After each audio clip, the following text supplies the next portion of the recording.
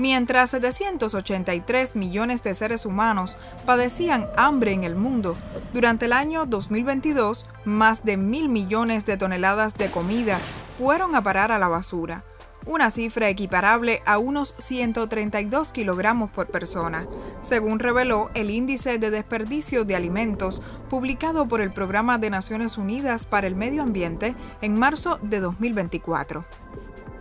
Si los alimentos no llegan a la mesa, se pierden todos los recursos que se utilizaron para su producción: el agua, la tierra, la energía, el trabajo humano. Además, el impacto ambiental es enorme.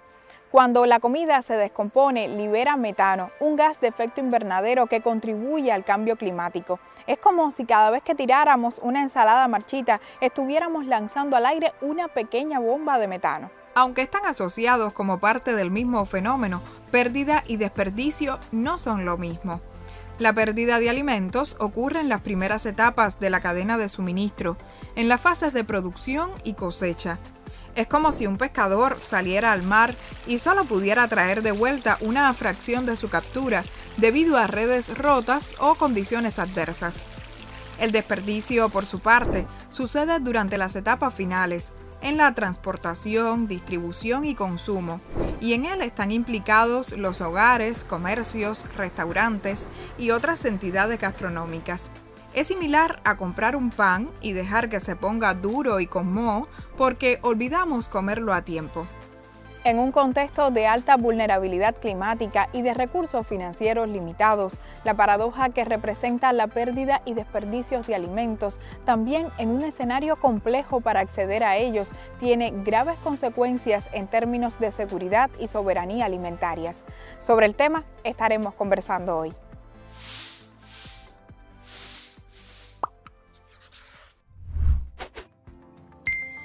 En la década de 1960 a 1970, bajo el liderazgo de la Organización de Naciones Unidas para la Alimentación y la Agricultura, FAO, se comenzaron a gestar las primeras ideas sobre la toma de conciencia a nivel mundial respecto a la pérdida y el desperdicio de alimentos. Desde entonces hasta la fecha se han ido conociendo mejor sus causas. Dentro de las acciones que originan los fenómenos, se han podido identificar en las pérdidas prácticas agrícolas deficientes, falta de tecnologías adecuadas, condiciones climáticas adversas como sequías, inundaciones y también plagas. Todas estas cuestiones afectan el rendimiento e inciden en la cosecha de los cultivos.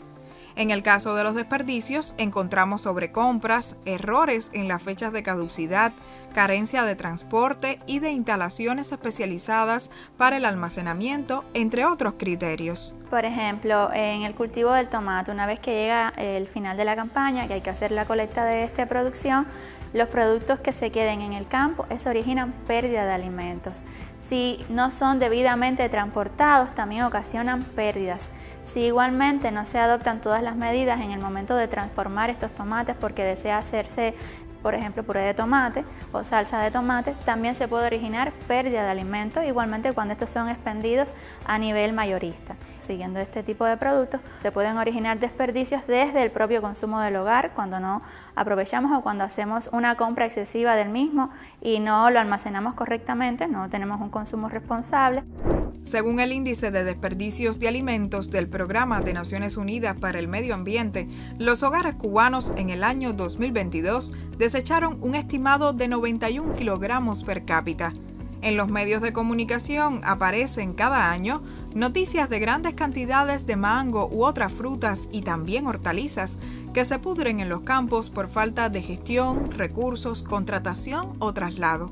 Para prevenir estas situaciones, se aprobó un conjunto de directrices nacionales con un enfoque desde lo local. El fenómeno de las pérdidas y desperdicios de alimentos existe a nivel internacional y nuestro país pues no está exento de esta problemática, y producto de ello, de la necesidad de utilizar de manera racional todos los recursos con los que contamos, la Ley número 148, Ley de Soberanía Alimentaria y Seguridad Alimentaria y Nutricional, y su consecuente reglamento vienen a regular por vez primera desde una arista jurídica en nuestro país el tratamiento a las pérdidas y desperdicios de alimentos en aras de su reducción o prevención.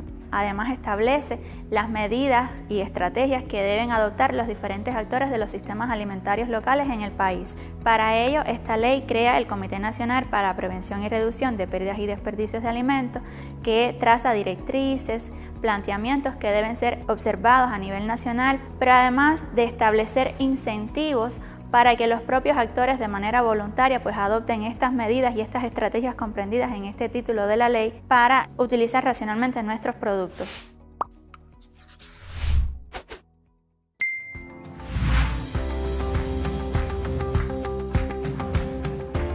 En el año 2011, el ingeniero agrónomo, máster en agroecología y desarrollo rural y doctor en producción ecológica y conservación de los recursos, Fernando Funes Monzote, dejó su espacio en la metrópoli habanera y se asentó en una finca rocosa considerada la peor tierra de una zona agrícola en la provincia de Artemisa, a unos 20 kilómetros de la capital cubana. De aquellos momentos quedan historias y la experiencia. Finca Marta es hoy una especie de paraíso agroecológico con un sistema productivo diverso y de comercialización directa que apunta a evitar pérdidas y desperdicios de alimentos. Este proyecto me ha dado la oportunidad personal como investigador, como científico, como académico, de comprobar en la práctica muchos de los principios, los procesos, los conceptos de la economía circular, como un proceso vivo, como un proceso dinámico, que tiene avances y retrocesos, que tiene un vínculo muy intenso con la naturaleza, desde su expresión más microscópica hasta la expresión más global. Por supuesto, desde todos los principios y procesos de la agroecología, como concepción de reciclaje, de reutilización, uso de los recursos locales, de diversidad.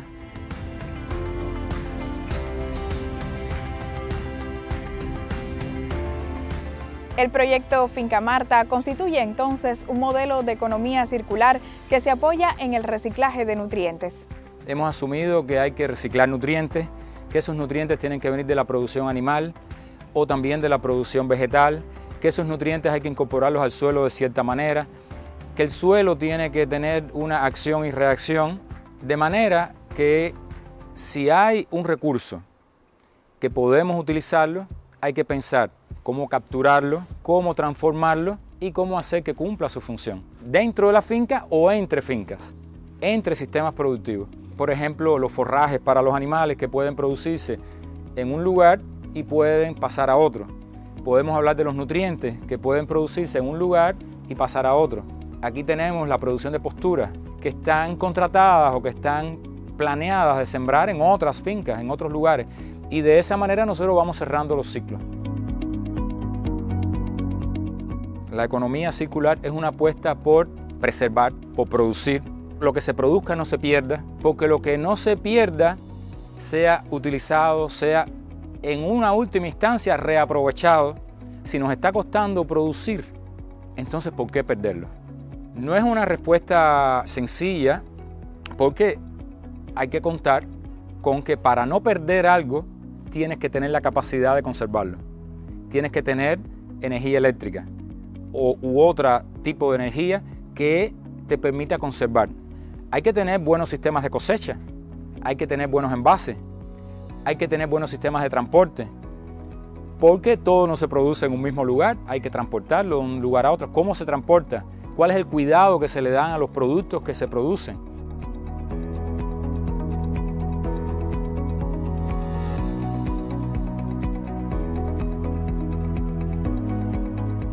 No es que no necesitemos producir más, es que logremos que lo que se produce no se pierda, que lo que cuesta tanto trabajo producir llegue a su destino final y que haya la menor cantidad de pérdidas posible. Por eso es que al final es fundamental que haya niveles de integración entre los agricultores, con los comercializadores, con los distribuidores y que haya una conciencia con los consumidores finales de lo que implica el consumo, en el cual haya cada vez más un aporte del individuo hacia el sistema.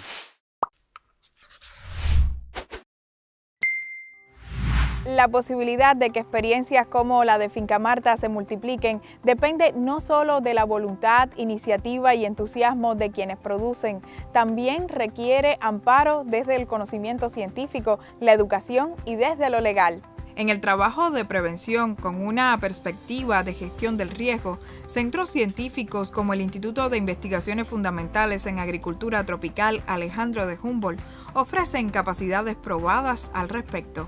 En este sentido, hemos podido identificar de conjunto con otras instituciones de investigación como el Instituto de Investigaciones Liliana Dimitrova de Mayabeque, la Universidad Agraria de La Habana, la UNACH, de Mayabeque también, y otras universidades del centro del país y el oriente, un importante número o porcentaje de pérdida y desperdicio de alimentos evaluadas en diferentes contextos, tanto urbanos como suburbanos como rurales. A partir de estos diagnósticos que se estuvieron haciendo con Plan-SAN y todo ese trabajo de diagnóstico previo también a la ley SAN como tal, en varios escenarios productivos y mercados, puntos de venta, que obviamente incide negativamente con la producción de alimentos y con que llegue ese alimento de manera inocua, de manera adecuada a la mesa del cubano. Por supuesto, ese trabajo de diagnóstico nos ha ido dando pautas para llegar a encontrar estrategias de trabajo, de divulgación, estrategias de capacitación para lograr realmente evitar esas pérdidas de desperdicio de alimentos.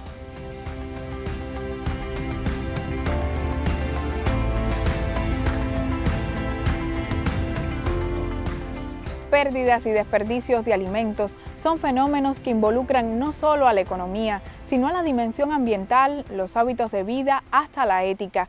Su solución es tan compleja que rebasa a lo individual y requiere del enfoque colectivo y sistemático desde la prevención. Actuar sobre el derroche que representan es una cuestión de supervivencia que depende de la responsabilidad de todos y todas.